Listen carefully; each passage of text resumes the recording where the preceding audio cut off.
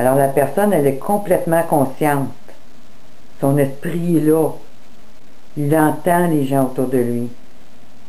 Il entend ce qui se passe. Mais il peut d'aucune manière réagir à cause de la paralysie de ce produit. Dans un documentaire que j'ai vu dernièrement,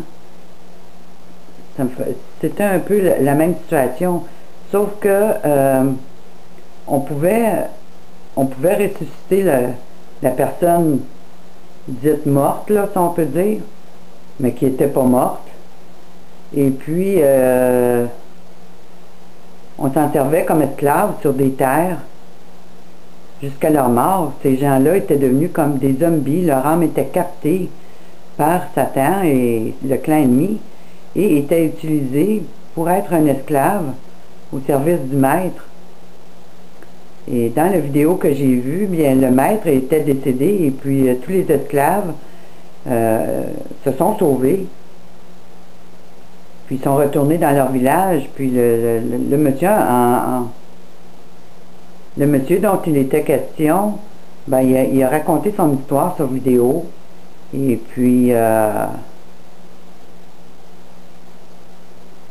quand ils reviennent dans leur village, ces gens-là sont comme catalogués comme des indésirables parce qu'ils sont considérés comme étant encore des zombies, puis des gens revenant de l'au-delà.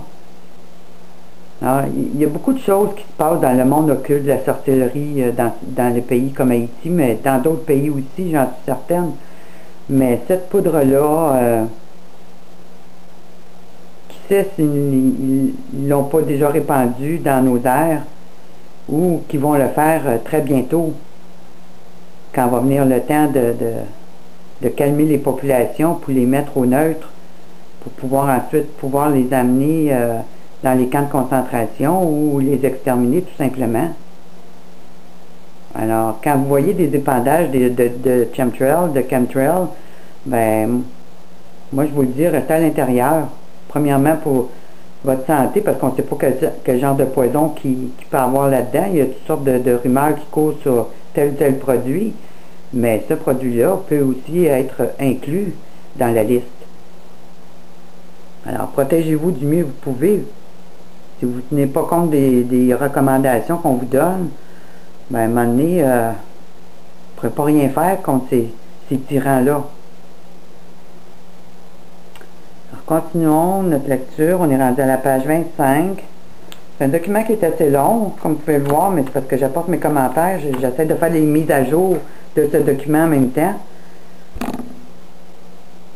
Alors, ci-dessous, une lettre officielle du Dr. West, le directeur de l'Institut de neuropsychiatrie, Centre des sciences pour la santé, État de Californie. Cette lettre montre la volonté et la collaboration d'autorités médicales en vue de modifier les comportements de violence chez les individus. N'importe qui se battant un jour pour protéger sa nationalité ou pour défendre sa foi pourra être considéré comme étant violent, comme ayant un comportement indésirable, comme devant subir médicalement une altération de ses propres comportements jugés alors dangereux pour la société nouvelle. Alors, cette lettre a été écrite le 22 janvier 1973. Puis je peux vous dire qu'on en est rendu là. Le 16 mai 2011, on en est rendu là. Alors, la lettre du Dr. West au directeur de la santé de l'État de la Californie. Cher Todd, je suis en possession d'informations confidentielles au sujet d'une éventualité... Cher Todd, je suis en possession d'informations confidentielles au sujet d'une éventuelle remise par l'armée de bases de missiles Nike à des organismes locaux et de l'État pour des fins non militaires. Ils peuvent possiblement regarder favorablement pour des applications reliées à la santé. Une telle base de missiles Nike est située dans les montagnes de Santa Monica, à une demi-heure de voiture de l'Institut neuropsychiatrique. C'est un endroit accessible, quoique relativement isolé. Le site est très bien clôturé et il se trouve de nombreuses installations améliorées, les rendant ainsi accessibles pour une occupation immédiate. Si le site devait être rendu disponible pour l'Institut de neuropsychiatrie en tant qu'installation de recherche, peut-être pour commencer en tant qu'accessoire au Centre pour la prévention de la violence, nous pourrions en faire un excellent usage. Des études comparatives pourraient s'y faire dans un endroit isolé, mais pratique, sur des programmes modèles ou expérimentaux concernant l'altération des comportements indésirables. Des programmes comme ceux-ci pourraient inclure le contrôle de l'abus, des drogues ou de l'alcool, la modification de l'agressivité chronique, antisociale ou impulsive, etc. Le site pourrait aussi accommoder des conférences ou des retraites pour la formation de divers groupes particuliers de professionnels reliés à la santé mentale, et d'autres tels que personnel policier, officiers de libération conditionnelle, d'éducateurs spéciaux, pour lesquels la démonstration associée à la participation serait un des moyens efficaces de formation. Je crois personnellement qu'une demande directe faite par le gouverneur ou par un autre membre officiel de l'État au secrétaire de la Défense ou certainement au président pourrait très probablement produire de rapides résultats. Il va sans dire que je demeure disponible à participer de quelque manière qui pourrait s'avérer utile. Sincèrement vôtre, Louis Joloyon, Joloyon, West, médecin, directeur médical. Alors, vous voyez, les médecins, les psychologues, les psychiatres, quand ils reçoivent leur diplôme puis deviennent, avant de devenir médecins, ils jurent fidélité au serment d'Hippocrate. Mais qui est Hippocrate? Hippocrate est un ancien démon de l'Antiquité. Alors, il jure de servir un démon. Mais ça, personne ne le sait quand ils font cette promesse-là. Alors, notre complexe, alors tout le service médical est sous le contrôle du complexe militaro-médical, qui est sous le contrôle des démons, et donc sous le contrôle de Lucifer.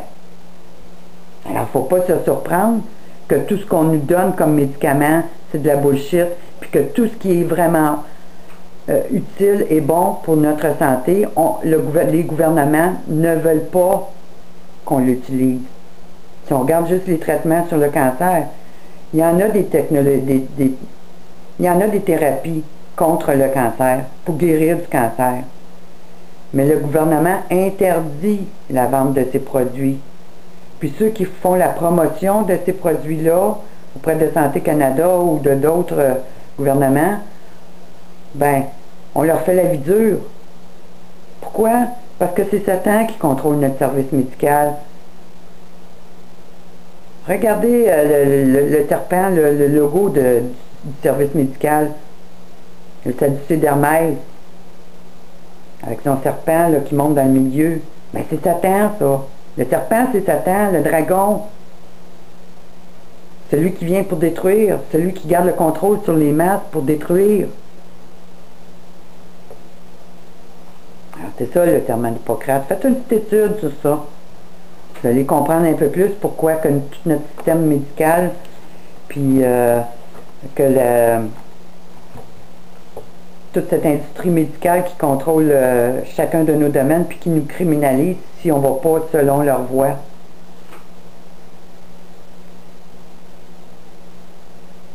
Il y a tellement de mensonges de rattacher à tout ce programme médical-là, international, avec l'Organisation mondiale de la santé.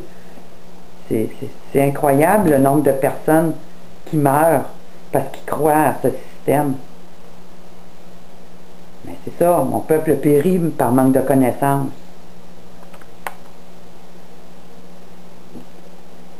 Alors, point 7, à la page 26. Le peuple vis-à-vis les conspirateurs.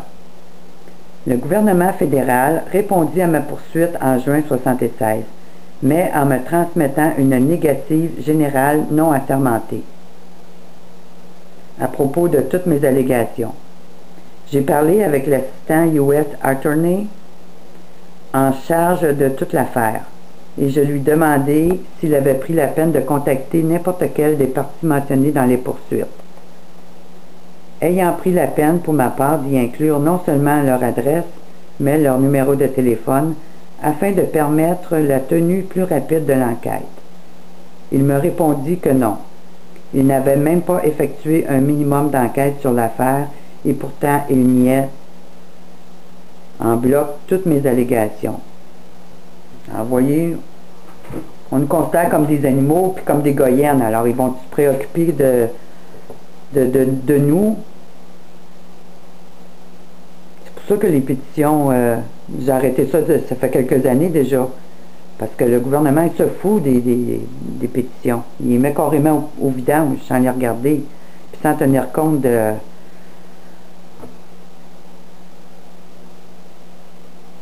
la voix du peuple. Lui, il avance dans son agenda, puis il se fout du reste. Pendant ce temps, j'ai effectué une motion pour prendre la déposition de la personne qui avait rédigé les programmes d'entraînement des gardes des camps de concentration, M. Richard Burrage, le 60e Maneuver Air Command du centre de la réserve de l'armée à Houston, Texas, affirmant qu'à la lumière des récentes activités des agents du gouvernement, une des agences impliquées pourrait bien tenter d'assassiner ce témoin clé. L'auteur des programmes des camps d'entraînement, le juge fédéral, refusa ma motion, affirmant à son tour que je n'avais pas relevé suffisamment de cas pour lui permettre de justifier ma requête. Pourtant, il était aussi conscient qu'il n'existait pas d'autres cas de cette nature, mais comme vous allez le voir plus loin, il choisit quand même d'ignorer ces faits.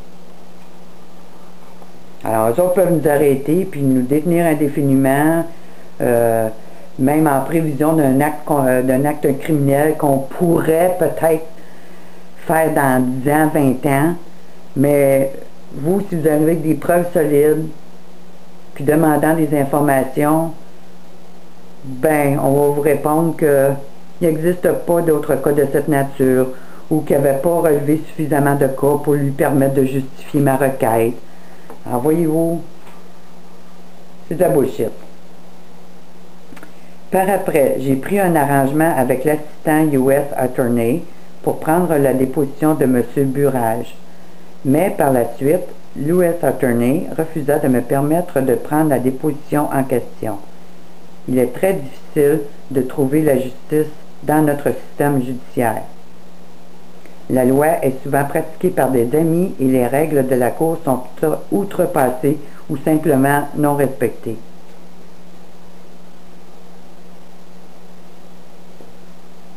Le 20 juillet, une audience fut tenue à la cour du magistrat Norman Black, US District de Houston. La salle de la cour était remplie de spectateurs et même les médias avaient été contactés, mais aucun d'entre eux ne daigna se présenter. Il y a un silence total des médias à Houston sur ce sujet. Non seulement à Houston, mais partout dans le monde, dans tous les médias. Jamais vous entendez parler des choses que je vous parle dans les médias.